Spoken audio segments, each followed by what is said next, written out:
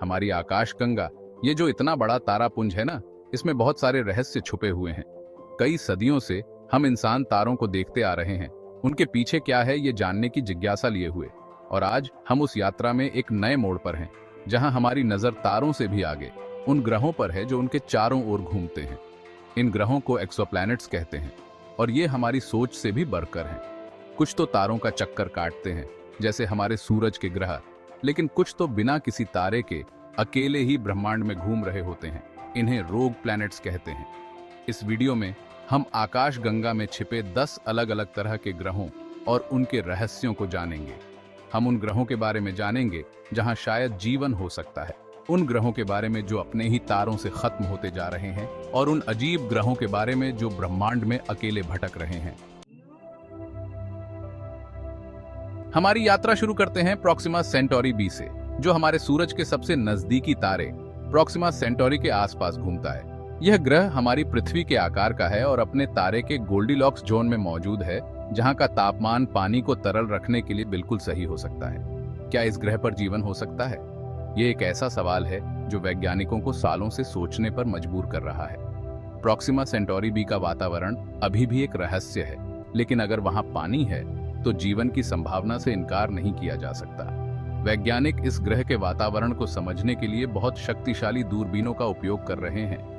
यह जानने की कोशिश कर रहे हैं कि कहीं वहां जीवन के लिए जरूरी चीजें तो नहीं हैं। प्रोक्सिमा सेंटोरी बी की खोज ने हमें यह एहसास दिलाया है कि हो सकता है कि हम ब्रह्मांड में अकेले न हों। इस खोज ने हमारे अस्तित्व के बारे में बहुत सारे सवाल खड़े कर दिए हैं। क्या हम कभी प्रोक्सिमा सेंटोरी बी पर जीवन का सबूत ढूंढ पाएंगे? यह एक ऐसा सवाल है जिसका जवाब शायद भविष्य में ही मिले। अब हम चलते हैं केपलर 22b की ओर। यह एक और ग्रह है जो अपने तारे के गोल्डीलॉक्स जोन में मौजूद है। यह ग्रह हमारी पृथ्वी से लगभग 2.5 गुना बड़ा है और ऐसा माना जाता है कि यह एक सुपर अर्थ हो सकता है। केपलर 22b के वातावरण के बारे में हमें अभी तक ज्यादा कुछ पता नहीं है, लेकिन वैज्ञानिकों का अनुमान है कि यह पृथ्वी के वातावरण जैसा हो सकता है। क्या इस ग्रह पर समंदर है? क्या यह पूरा पानी से भरा हुआ है?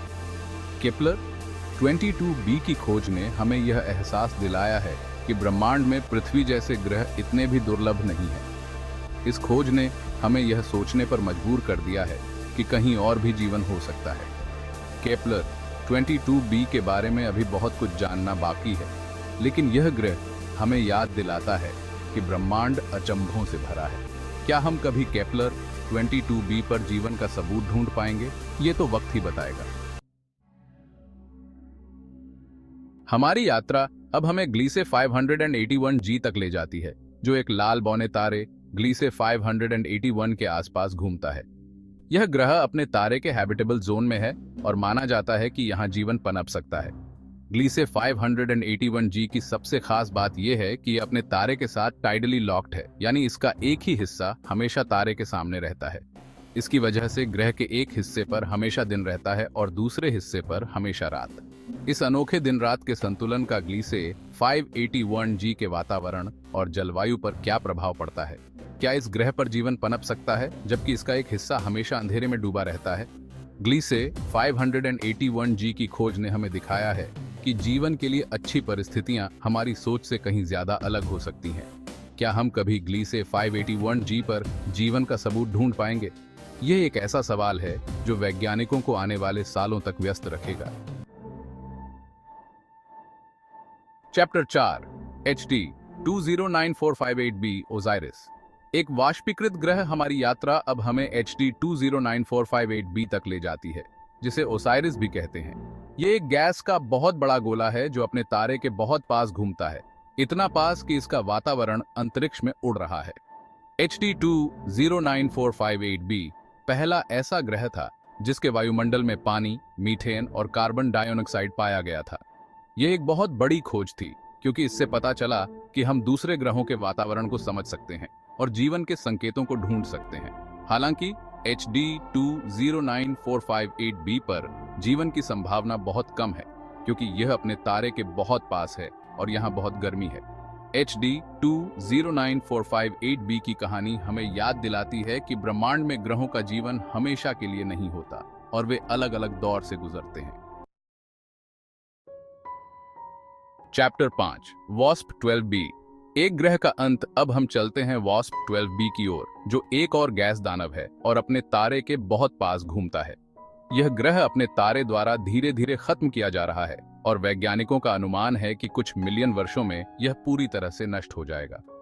वॉस्प 12b का वातावरण हीलियम और हाइड्रोजन से भरा है और यह अपने तारे की गर्मी की वजह से फूल गया है।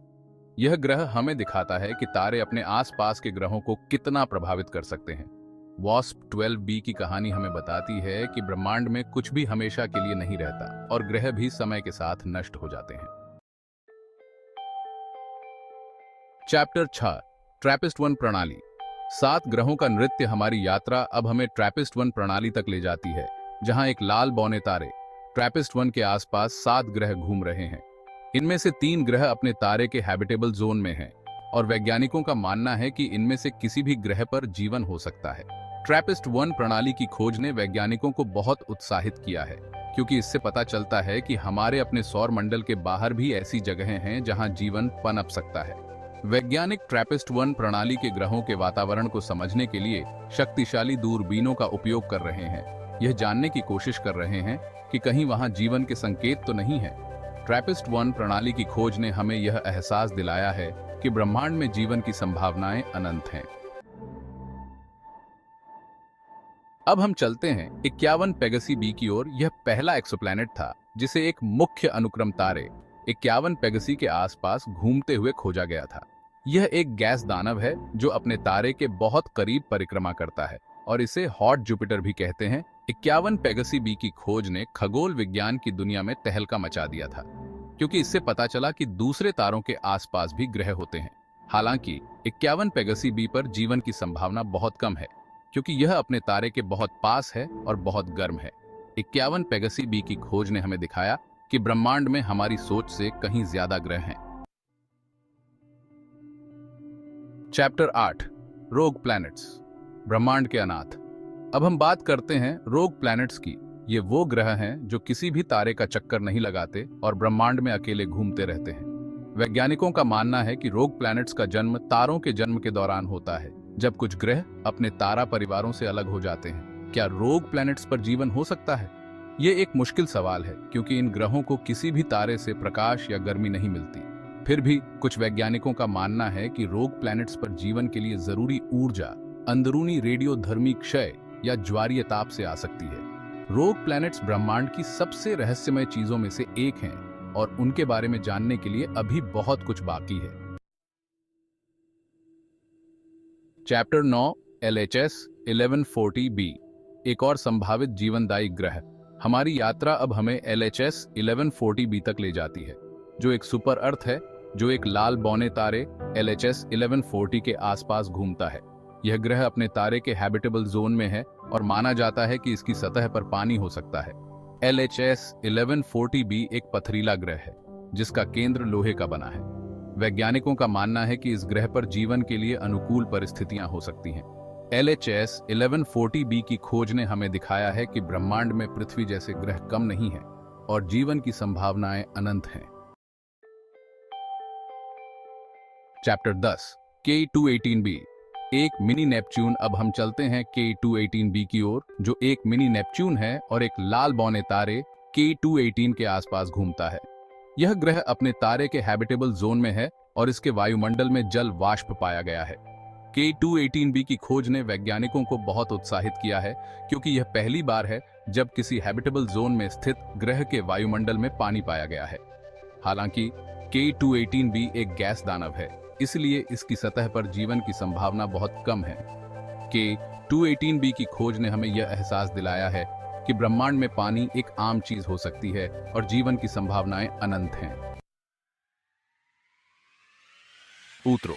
ब्रह्मांड की अनंत संभावनाएं। हमारी आकाशगंगा में छिपे ग्रहों की यह यात्रा हमें याद दिलाती है कि ब्रह्मांड अचंभों और रहस्यों से भरा है। हर नई खोज के साथ हम ब्रह्मांड को और भी बेहतर तरीके से समझते हैं और अपने अस्तित्व के बारे में नए सवाल पूछते हैं।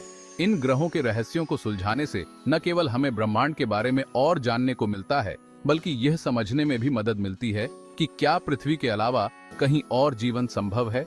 क्या हम ब्रह्मांड में अकेले हैं या कहीं और भी जीवन है? यह एक ऐसा सवाल है जिसका जवाब हमें अभी तक नहीं पता, लेकिन हर नई खोज हमें इस जवाब के करीब ले जाती है। ब्रह्मांड की अनंत संभावनाओं के बारे में सोचते हुए हम इस यात्रा को जारी रखने और नई चीजें सीखने के लिए प्रेरित होते हैं।